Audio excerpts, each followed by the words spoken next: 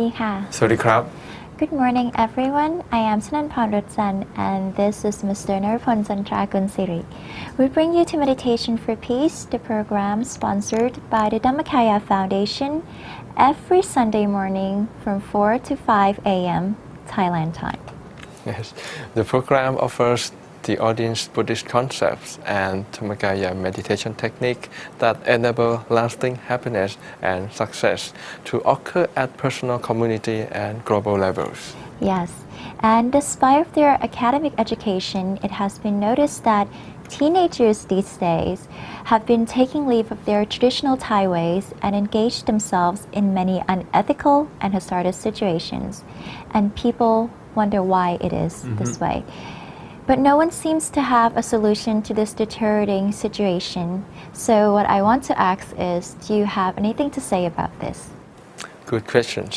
The most venerable Luang Por Thatta Chivo, Vice Abbot of Wat Phra Dhammakaya, said the cause of the undesirable behaviors in the children comes from the lack of a network of decent individuals that effectively links the home, the temple, and the school together to take care of them.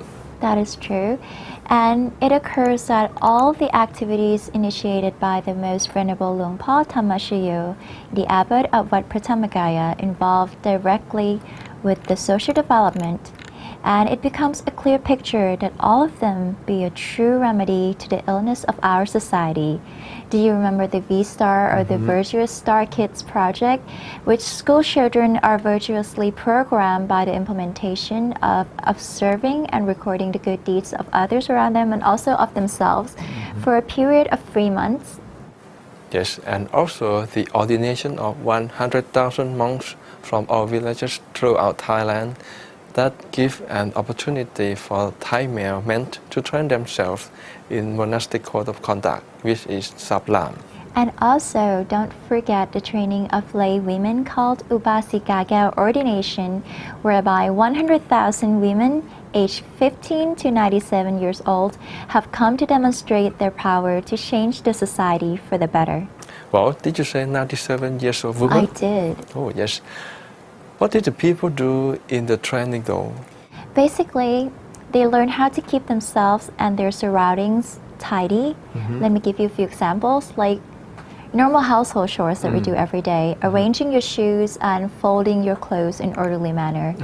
And all these are the Buddhist cultures taught by our beloved Kunyai Maharatana Upasika Jan Konokyung. I'm sure the audience would love to hear more, but the time now is 10 minutes after 4 a.m. So let us meditate with the most venerable Parachapavana Visuddh first and come back for more on the social development and peace program of Luang Por Thammashayo, the abbot of Wat Phra Dhammakaya, right after this.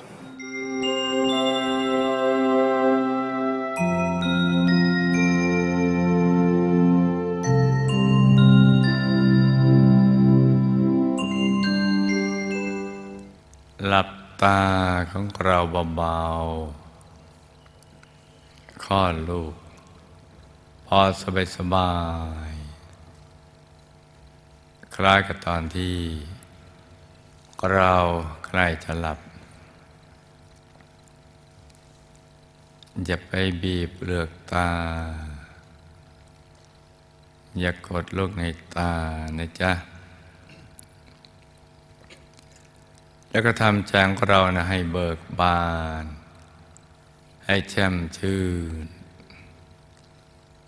ให้สะอาดบริสุทธิ์ผ่องใสไร้กังวลในทุกสิ่ง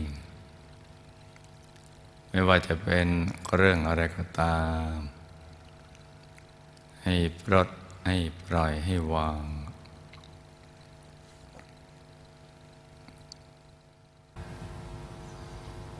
หลับสบายผ่อนคลายกล้ามเนื้อทุกส่วนของร่างกายเราตั้งแต่ศีรษะเลื่อยมาเลย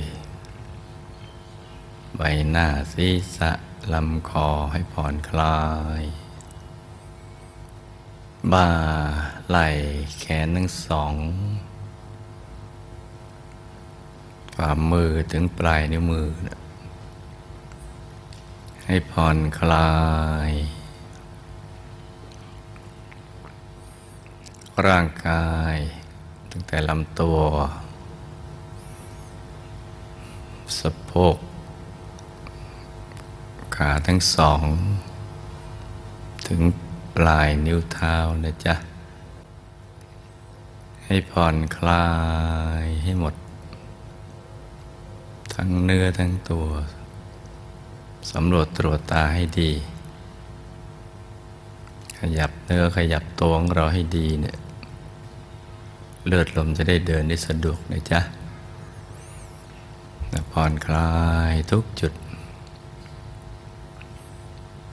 แล้วก็ทำใจของเรานะให้เบิกบานให้แจ่มชื่นให้สะอาดบริสุทธิ์ผ่องใสไร้กังวลในทุกสิ่งไม่ว่าจะเป็นเรื่องอะไรก็ตามให้ปลดให้ปล่อยให้วางทำใจให้ว่างๆไม่ผูกพันกับคนสัตว์สิ่งของใดๆทั้งสิ้นทำประหนึ่งว่าเราอยู่คนเดียวในโลกไม่เคยมีเครื่องผูกพันเลยทั้งคนทั้งสัตว์ทั้งสิ่งของธุรกิจการงานบ้านช่องการศึกษาเล่าเรียนหรือเรื่องอะไรที่นอกเหนือจากนี้นะปล่อยวางให้หมดนะจ๊ะเพราะฉะนั้นตอนนี้เราก็นำใจเนี่ยกลับมาที่ศูนย์กลางกายฐานที่7ซึ่งเป็นจุดเริ่มต้นที่จะเข้าถึงพระรัตนตรัยในตัว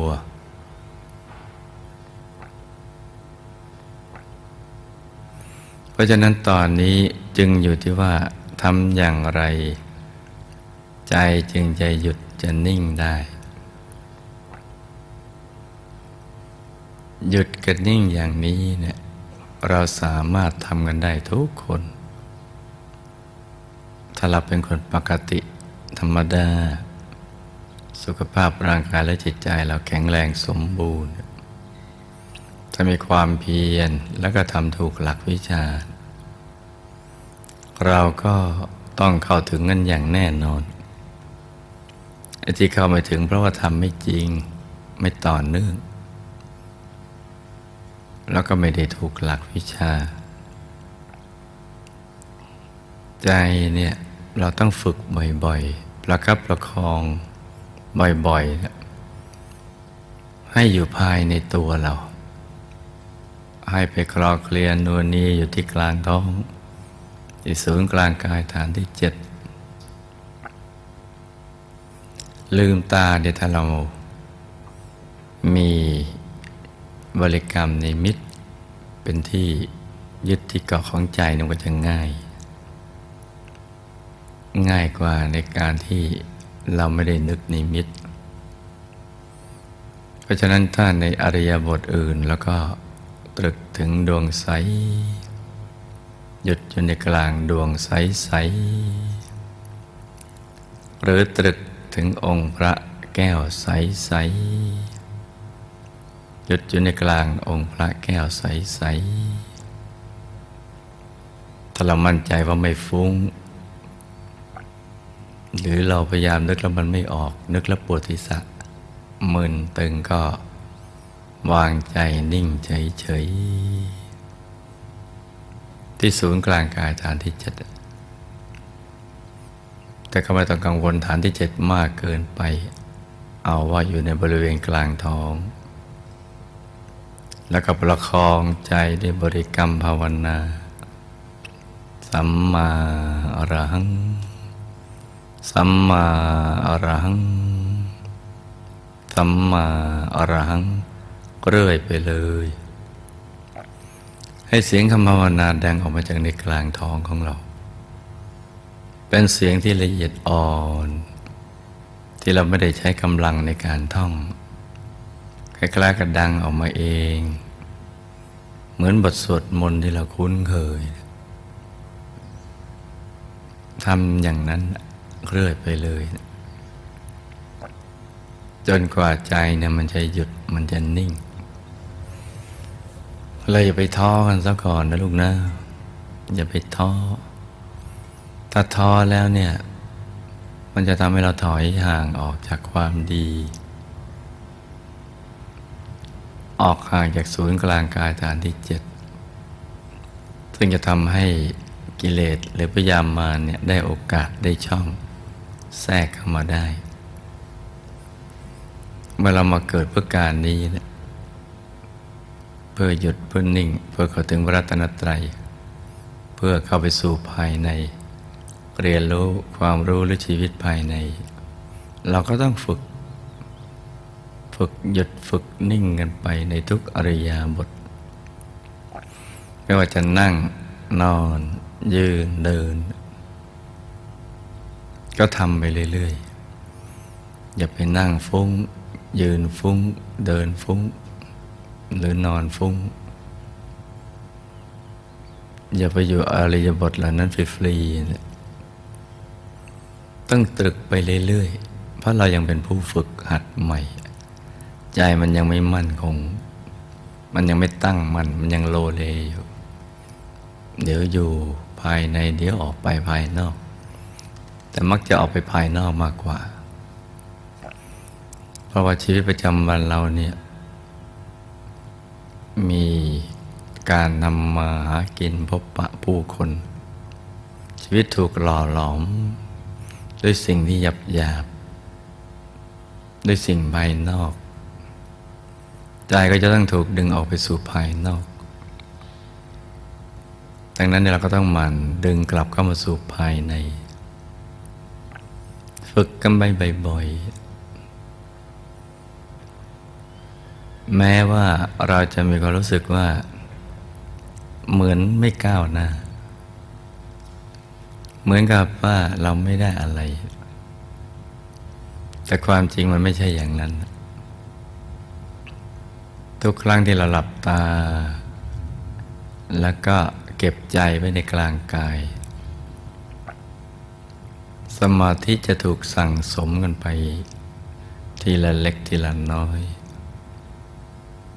อย่างที่เราไม่รู้สึกตัวเลยว่าเราเกิดความเจริญรุ่งเรืองเกี่ยวกับเรื่องสมาธิแล้วเมื่อเราลดน้ำต้นไม้ที่โคนต้นวันละขันวันละกระป๋องต้นไม้ก็เจริญเติบโตขึ้นทีละเล็กทีละน้อยเราแยกไม่ออกหรอกว่าวันหนึ่งเนี่ยมันโตขึ้นวันละกี่เซนแต่ถ้าหากเรายังทำอย่างนั้นต่อไปไม่ช้ามันก็จะมีดอกมีผลตอบแทนเราการหลับตาทำสมาธินี่ก็เช่นเดียวกันใจจะถูกฝึกให้หยุดนิ่งอยู่ภายในจะถูกยกให้สูงขึ้นจะถูกกรองถูกกลั่นให้ใสให้สะอาดให้บริสุทธิ์ขึ้นเราจะเริ่มนิ่งขึ้นแม้ว่าเริ่มต้นจะนิ่งสักนาทีหนึ่งนะมันก็เป็นรางวัลสำหรับการให้โอกาสกับตัวเราเองทำความเพียรอย่างถูกหลักวิชา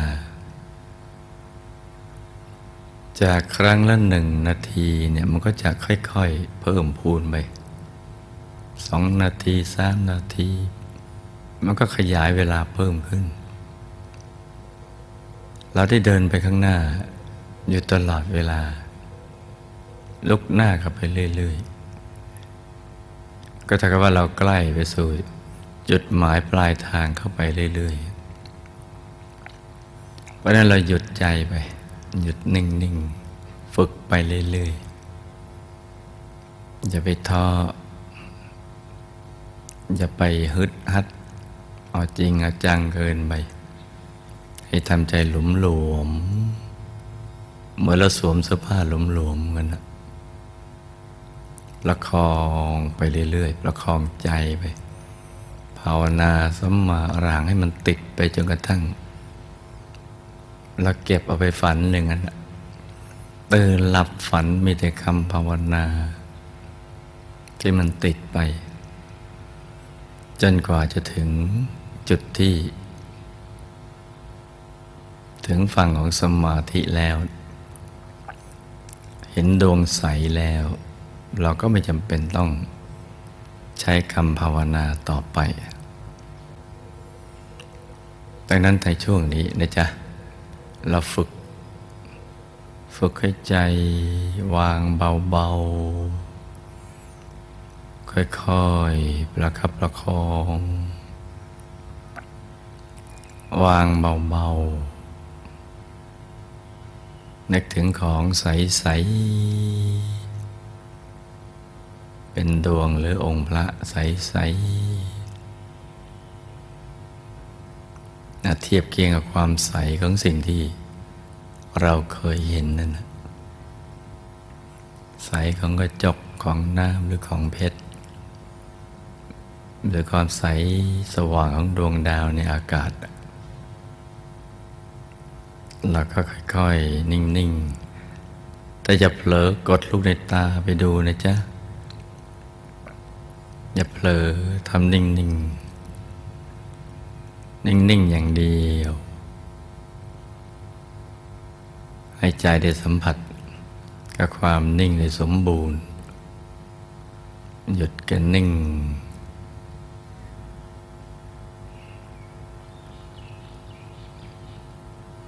จะภาวนาสัมมาอรหังสัมมาอรหังเรื่อยไปหรือจะไม่ภาวนาก็แล้วแต่ใจเราสมัครเอานะจ๊ะสมัครใจอย่างไรก็เอาอย่างนั้นเราลองทำกันดูผ่อนคลายใจนิ่งนุ่มเบาๆสบายฝึกกันไปนะจ๊ะ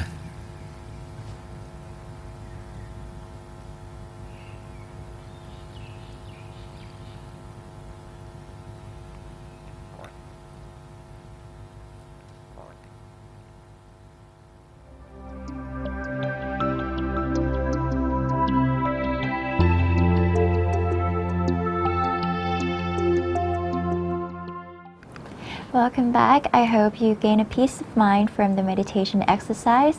And earlier, Pina and we talked about the social development and peace programs of Lungpa Tamashayo, the abbot of Wat Pratamagaya, which will make a change in our society. Yes, that's correct. Do you know why his project have attracted people's attention and draw many millions to participate in? Well, I think it's because the powerful theme of changing the world by individuals touching their own personal and spiritual power is antidote to the prevailing despair and helplessness in the world. Yes, I see. I see in my practice the clear, valuable statements offer a basis for positive growth and change in people and situation. Having devoted my life to innovative and experimental methods of effecting change in individuals, families, organizations, and communities really make me excited about the usefulness of his projects. Sometimes I heard Don Paul birthfully called himself the Mr. Project. Yes, I've heard that. And one thing I forgot to mention is that his projects offer living values, which is a good mind of desperately needed thinking and actions directed towards enhancing the dignity and worth of human experience. Shana, you spoke of what's in my mind. Now, let me remind you of our time to listen to the interview of His Excellency Wu Mai-tan about the higher teaching of Buddhism. That is also interesting because it gives us the astonishing fact about Buddhist discovery through mental research called the middle way methods. Okay, let us watch then. Yes.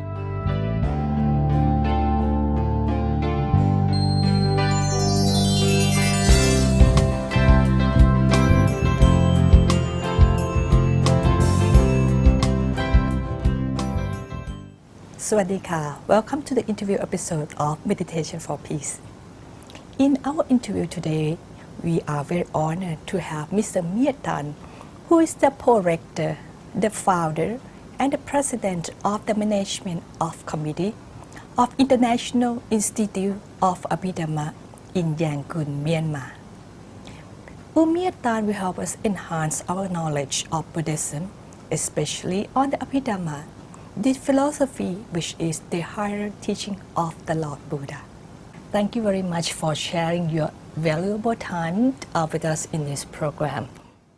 It is my pleasure. And you travel from Myanmar to Thailand. What is the purpose of traveling what is the main purpose of traveling to Thailand this time? I came here to attend the Magha Puja ceremony organized by the Dhammakaya Foundation on 28 February 2010. Yes. I was very much impressed and inspired by the unprecedented mammoth rally of Buddhist monks and devotees. I should like to thank the most venerable, the abbot, and other responsible persons of the Dhammakaya Foundation for having invited foreigners like us and the excellent arrangement they have made in this regard.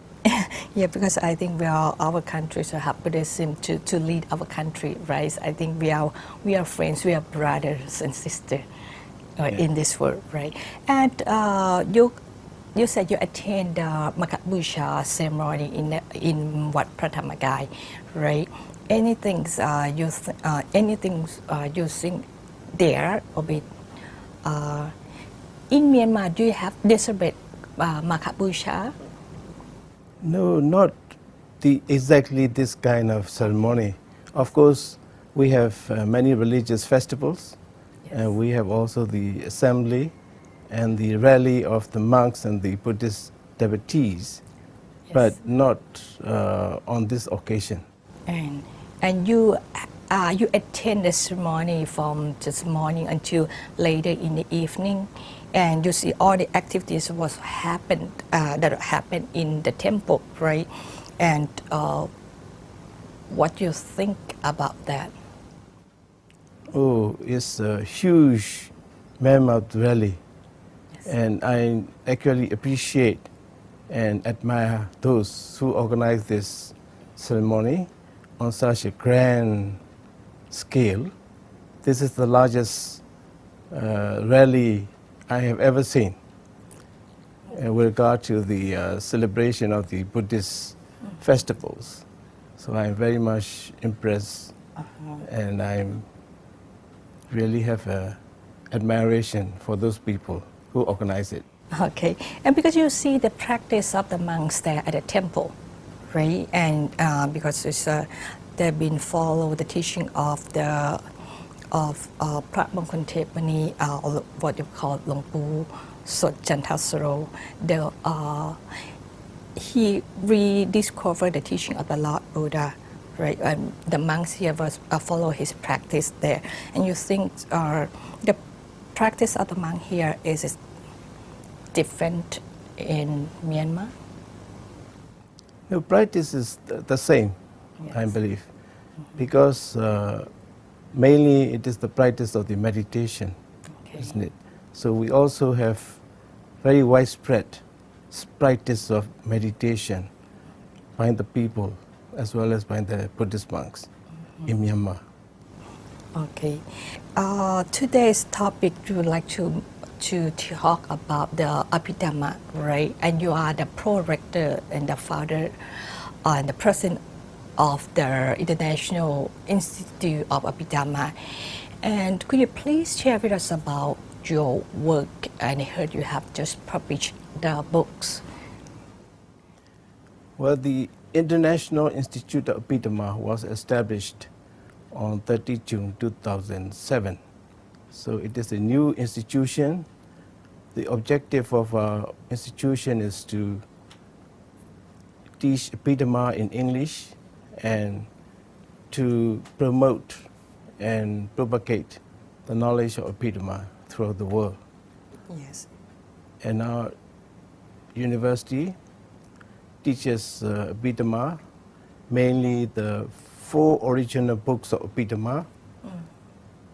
They are, number 1 is the Contents, Matika. This is the first book of Abhidhamma. Yes. Then number 2 is the Book of Discourse on Elements, Tatukatha. This is the 3rd book of Abhidhamma. And number 3 is the Book of the Classification of Individuals, Puklapjinyati. This is the 4th book of Abhidhamma. And number 4 is the Book of Pairs on Aggregates. That is the Khanda Yamaka. This is the 5th book of Abhidhamma.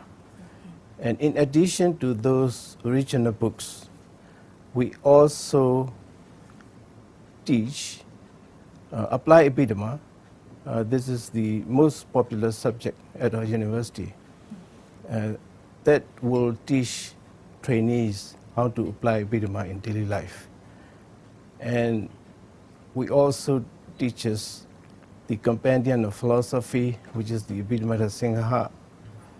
2 subjects. One is the analytical states, another one is the commentary. Moreover, we also teach basic Pali. So there are altogether 8 subjects which we are teaching at our university. Okay. And maybe because we mentioned about Abhidhamma, maybe other people will not very understand what is Abhidhamma. Could you please explain? Abhidhamma is the higher teaching. Okay. The term Abhidhamma consists of 2 words, Abhi and Dhamma. Abhi means special, higher, more advanced, more profound and more subtle. Dhamma means teachings. So Abhidhamma means Lord Buddha's special teaching that are higher, more advanced, more profound, and more subtle than the discourses, suttas from the Suttana Pitaka. Abhidhamma mainly deals with the 4 realities. These 4 realities are, number 1, consciousness, citta. Number 2, mental factors, chittatikas. Number 3, matter, rupa. Number 4, nibbana. So Abhidhamma analyzes these 4 realities and their interrelationship in all their aspects. So it is very deep and profound and also subtle. And why in Yangon, Myanmar, why you think that you put the focus in teaching Abhidhamma? Why not just all 3 in the Buddhist Tipitaka? Yes, you're right. There are 3 Pitakas, 3 baskets of the Buddhist scriptures. One is the Vinaya code of discipline for the monks. Yes. 2 is the discourses, Suttanta, and 3 is the Abhidhamma, higher teaching. In my view, the Abhidhamma is very important. Yes. And I believe that without a good knowledge of Abhidhamma, one cannot have a comprehensive, in-depth knowledge of Buddhism. Yes. I want to illustrate with an example. For instance, there is a nurse, of course, working at the hospital. And there is also a physician, highly trained, educated physician, working at the hospital. So both nurse and the doctor, physician, they can treat the patients. But the knowledge of the nurse is very limited and cannot be compared to the knowledge of the well-trained physician who has attained, for example, PhD degree Okay. and FRCS and such higher degrees. So the knowledge of the nurse and the knowledge of the physicians are very different.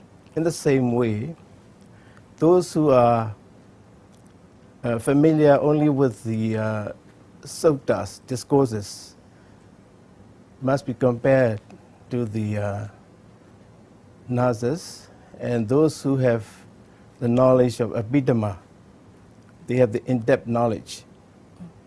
They should be compared to the physician. So this is one reason why I have chosen Abhidhamma to teach this subject to the foreigners as well as to the Myanmar nationals. And another reason is that we believe that Abhidhamma holds the key to the promotion and perpetuation of Lord Buddha's teachings, Buddha Sasana.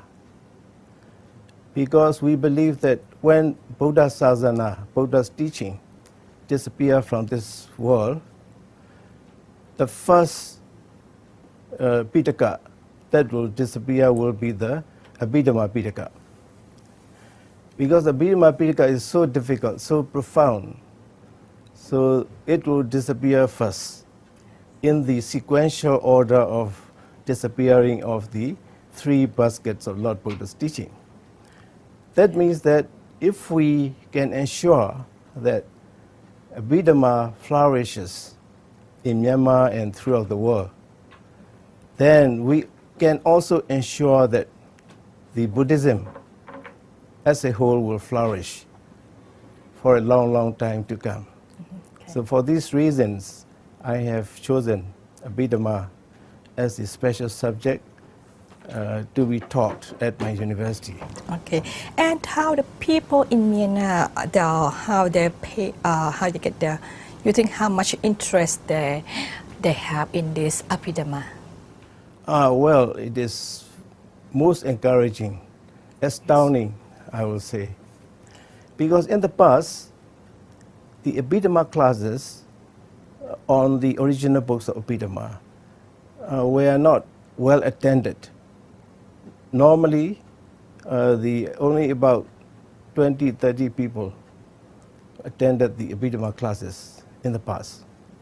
But since the establishment of the International Institute of Abhidhamma, those numbers have doubled, tripled, and increased a lot.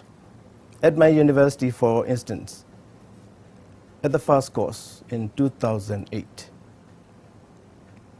915 trainees attended the course in Abhidhamma in English. So you just imagine, normally in the past, only 20-30 people attended the Abhidhamma class. Yeah, and you just mentioned 915 Yes. people attend Abhidhamma in English. In English, but it means you have other languages too? Well, the first year we taught only in English. Okay. But in 2009, we introduced the Myanmar classes as well. Okay. Because some of the people, they want to study Abhidhamma first in Myanmar language and then in English language, because they are rather weak in the English language. Okay. So we have introduced the Myanmar classes, and we have also introduced the distant education Abhidhamma classes in both languages, in Myanmar as well as in English. Okay, because you said you have the distant learning in Myanmar and in English, right? It's mean for the Burmese who live abroad, is that yes. right? For the purpose of that one, and how about English one? You mean you want to open this course for other Western people? Yes. Why do you think that, or why you want to? What is the reason behind this English program that you provide to the Western world? Well, I think that the Abhidhamma knowledge should be made accessible to everybody, not only to the Myanmar national, to Thai national, and to other foreigners as well. because Abhidhamma is the hidden treasure trove. It has remained a closed book, unknown to the majority of the people. Only a selected few monks and maybe scholars have studied Abhidhamma in the past. Now that my university, International Institute of Abhidhamma, has raised the awareness of the value of Abhidhamma, so people show a lot of interest in Abhidhamma now. And I believe that anyone, a foreigner or regardless of any nationality or sex or age, they should be accessible to the Abhidhamma studies. So wherever they live, in whichever part of the world they are, they can now study Abhidhamma in English. I also believe that Abhidhamma will provide in knowledge of the art of living and also ability to apply Abhidhamma in daily life. That will be very important. Okay, you have something good that you want to share to other Yes. to friends over the world, right? Because in Burma, because what I heard that there'll be very strong as in Abhidhamma learning and teaching and to maintain this Lord Buddha teaching, right? Is that right? Yes. The strongest country Yes. to can maintain the Lord Buddha teaching. Yes. Okay, and maybe you maybe you want to share the subjects, a little bit of the subject that you teach in your course. Well, thank you very much. And I should like to explain about the nature and the characteristics of Abhidhamma. Abhidhamma is very deep, profound, and subtle. The profundity of Abhidhamma is best exemplified by the seventh book of Abhidhamma, Conditional Relations. In Pali, Patthana. In the book of Patthana, Conditional Relations, Lord Buddha first posed all possible questions, and then he gave answers to those questions.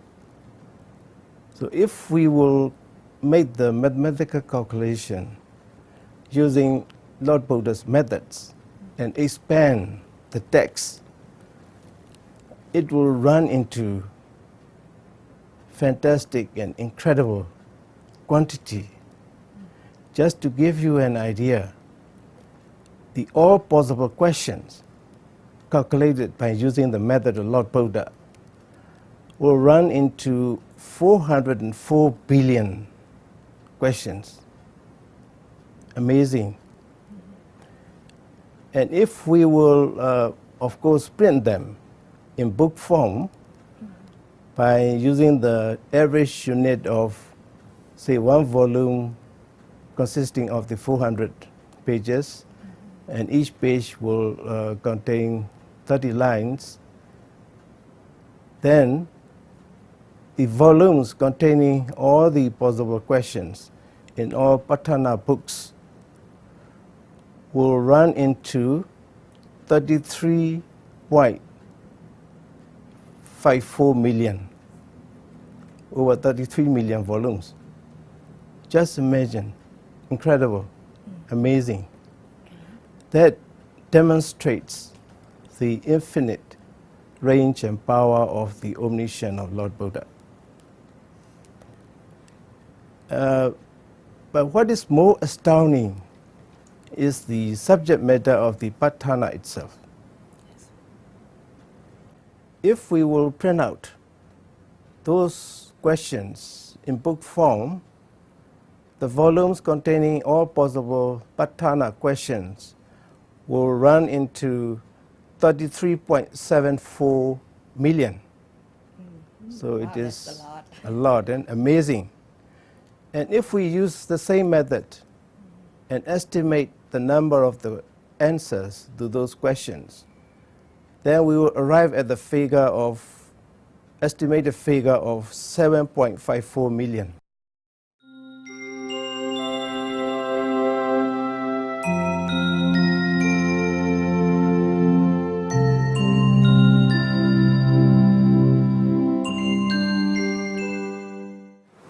Thank you, June, for a great job, well done. And the good question asked. Good question brings good answer, isn't it? Yes, and we've always benefited from her inquiries. Thanks again. That's true, and now the time for listening to the Dhamma lecture of Venerable Sander Khema Thammo, our teaching monk from the Middle Retreat program. If you appreciate his teaching, can express your words of gratefulness through our website address www.meditationforpeace.info. Now, please stay tuned for more on the Buddhist meditation and science. See you after this.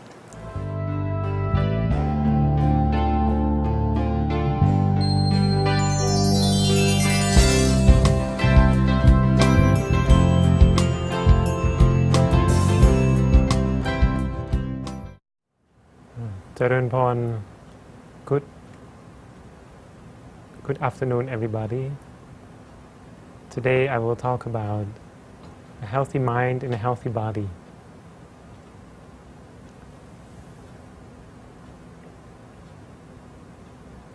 Normally, when we learn about meditation, we would think it's an issue of the mind. But some people, actually many people, practice meditation in order to improve their health. How are the body and the mind related? Body and the mind are very much related. And it is a fact that when we want to achieve a balanced life, we need to take care of both body and both mind. Just taking care of the mind will not help us developing our health. But only taking care of our health might also create problems in the long run, because we also need to take care of the mind.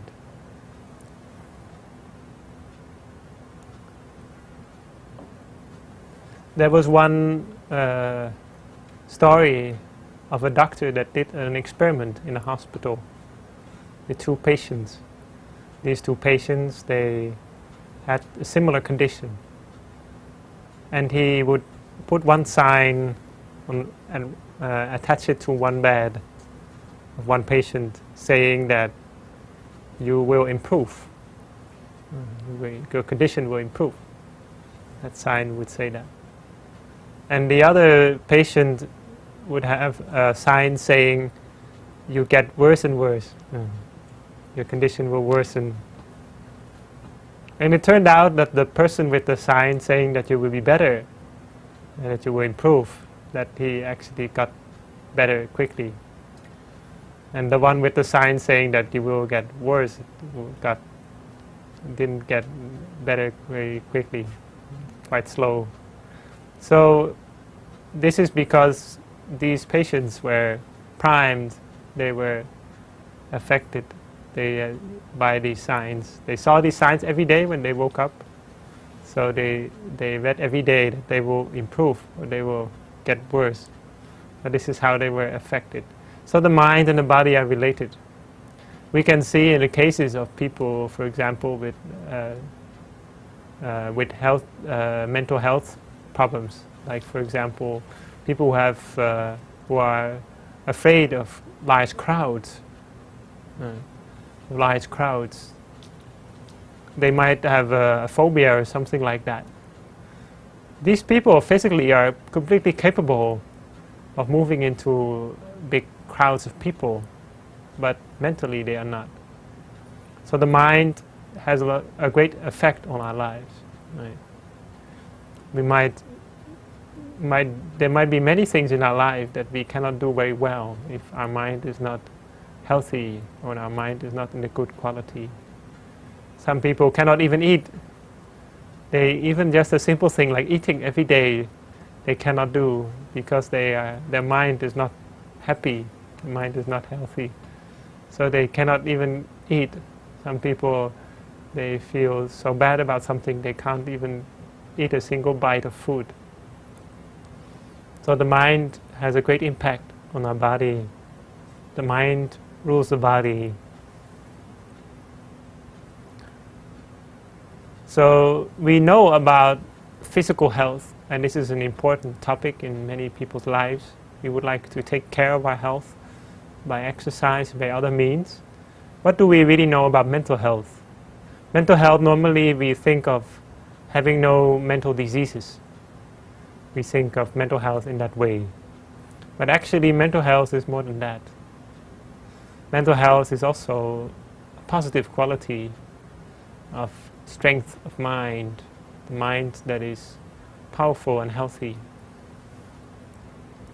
The organization that has said many things about this is of course the World Health Organization, who defines mental health as a state of well-being in which the individual realizes his or her own abilities, can cope with the normal stresses of life, and can work productively and fruitfully, is able to make a contribution to his or her community. This is what the World Health Organization says. You can notice that this definition doesn't say anything about what the mind is actually like when it's mentally healthy. It just says when we are mentally healthy, we can do like this, we can do like that, we will act like this or we act like that. We can work well, we can realize our own abilities, we can deal with the stresses of life. But it doesn't say really what is the mind that is healthy like. This is a question that the Buddha did talk about.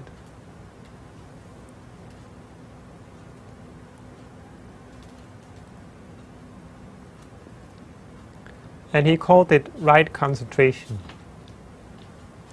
Right concentration is a word in the old texts about meditation, about self-development. The word that is used in the old Indian language is Samma Samadhi. Samma Samadhi is the word for meditation. Samadhi is meditation. We Buddhists use the word meditation, but this word originally is a Christian word. But the original Buddhist word is samadhi. That is concentration of mind. The mind coming together at one place. What is right concentration?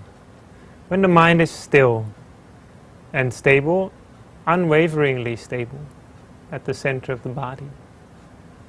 The center of the body that we have learned about in this program often. When we have a stable mind like that, the mind becomes subtle, soft and bright. So this is basically right concentration. Luang Pu Wapak Nam, who is a well-known meditation master and who is the meditation master that discovered Dhammakaya meditation, he used the word standstill or stillness. In Thai language, the word yut ning is used.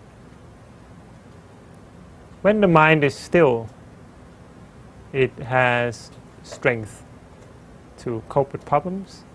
Success, happiness, accomplishment will arise. And this is a very key, important concept in practicing the mind.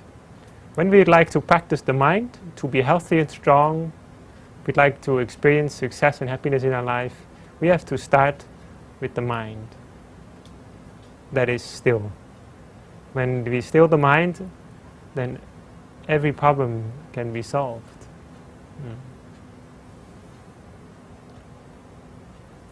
Right concentration. The more the mind is practiced by meditation, the more the mind becomes still, the brighter, clear, more happy, more at peace, more powerful, cheerful and joyful the mind will be. So it's possible that we can actually practice for the mind to be happy. Sometimes we feel that happiness is something we need to search for outside. In ancient India, there was one person He was what we call a hermit. In the ancient times, they had people who practiced meditation, and they would sometimes be able to levitate. And these stories are, of course, quite ancient stories, and sometimes we feel it's quite strange. That's all right. I just give you an example. This hermit, he could levitate, and he could travel all over the world in this way. And he traveled all over the world to find the truth of life, to find the true happiness. But he couldn't find it. And he told, after he had looked all over the world, he then met the Buddha and said, I could not find what I was looking for. And then the Buddha said, you do not have to look any further. Just look inside, look within. And this is where you can find the end of suffering. This is what the Buddha has said. He said, in this very body, we can find suffering and the end of suffering. That means when we really would like to know about the truth of life, we do not need to look for anything anywhere else, but we need to practice the mind to be still, and we will find that when we bring the mind within, rather than being attached to outside objects, but bring the mind within, we can find that within many answers to many problems in life can be found. The more the mind is practiced, the more still it becomes, the brighter, clear, happy, at peace, powerful, cheerful, and joyful it will be. That means we can practice to be capable of happiness. We can actually practice to be happy. When the mind is still, it's easy to be happy. We do not need much. When the mind is wandering, it's hard to find happiness. We feel we need many conditions. We need a good car, we need a good partner, we need 2, 3 children, we need internet connection, we need this, we need that. We feel we need so many things to be happy. Only if we have this, that, then we can be happy. But when the mind is still, we feel we do not need anything. There was one monk who ordained with the Buddha, and he said all day long, he said, oh, what bliss, what bliss. Oh, what bliss, what bliss. He was very happy. And some people, they listened to him and they thought, I think this monk is probably thinking of the time when he was a layperson. Like, oh, at that time I had a wife, and oh, what bliss, something like that. But, so people would criticize this monk is always saying, he's so happy all day long. I think this monk is not a very good monk, or something like that. They would criticize and gossip about this monk. And the word reached the Buddha. So the Buddha asked him, why do you say that word all the time? Why do you say, oh bliss all the time? And he said, before this, he used to be a person with great power and wealth. He was a noble man. He was someone with great property.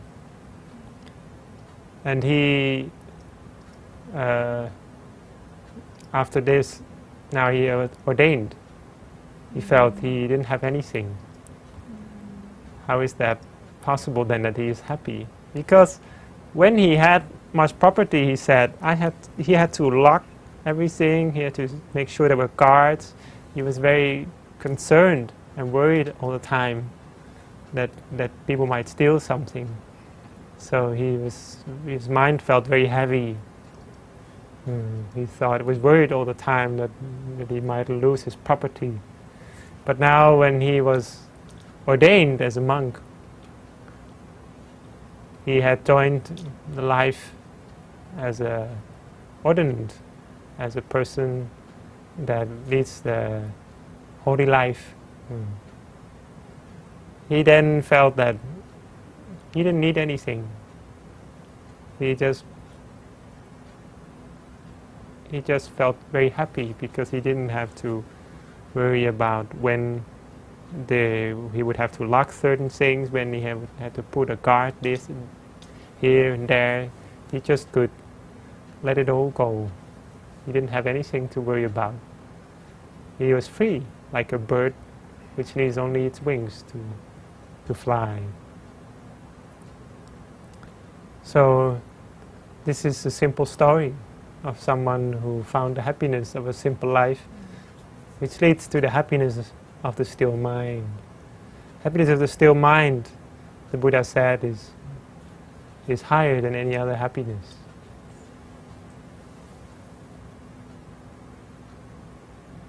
When the mind is practiced like this, it develops brightness, inner light.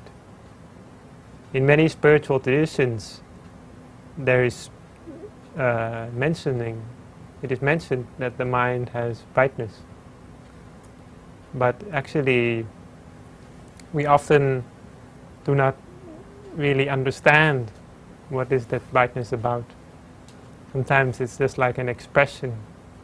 We find the inner light. What is the inner light? Many mystics, many spiritual traditions speak about the inner light, but it's like a cliche. It's not very clear sometimes. But when we meditate, we can find that actually we have an inner light within that we can discover. It's just waiting for us.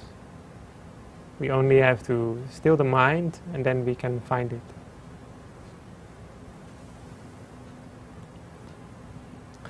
This is all spiritual experience. Now, what does science have to say about meditation? How does meditation affect our physical health according to science? Science says that when we meditate, when people who have cancer meditate, their condition will improve. They are able to relax the mind, to accept their condition better. They don't feel they have to deny or they have to flee away from their problems. But they feel that they can accept their condition better. They have willpower to deal with their problems, to deal with their cancer, their illness. They are more actively planning their lives rather than just being passive. And actually the disease, cancer, actually regresses, actually becomes less serious. The condition becomes better.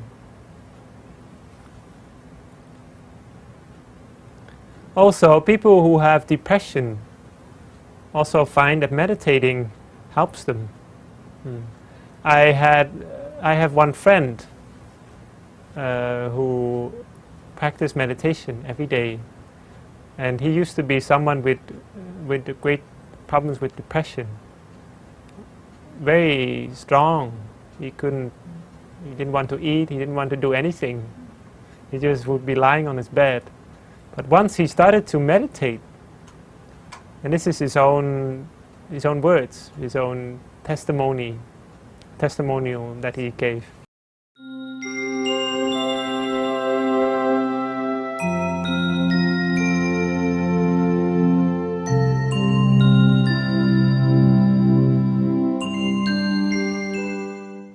Before ending our show today, we have good news to share with all women, not only in Thailand, but women all around the globe, that during the 16th to the 29th of April, Wat Pratammakaya, Thailand, and hundreds of temples around the country, including the Dhammakaya overseas centers, will organize an ordination of 500,000 Upasika Keo. The previous Upasika Gal as well as the newcomer are welcomed to be part of the social activity which aim to restore morality and peace in the society as explained out by China before. Yes. Ladies who are interested to be a vital force of a new trend in the world society can call 02-831-1234 for more information, and I hope to see you in the upcoming female training program. Remember your vision of yourself, and the world will stand on the foundation of your values. The direction you taken in life is a result of the value you choose. Thank you for watching. Goodbye. สวัสดีค่ะ สวัสดีครับ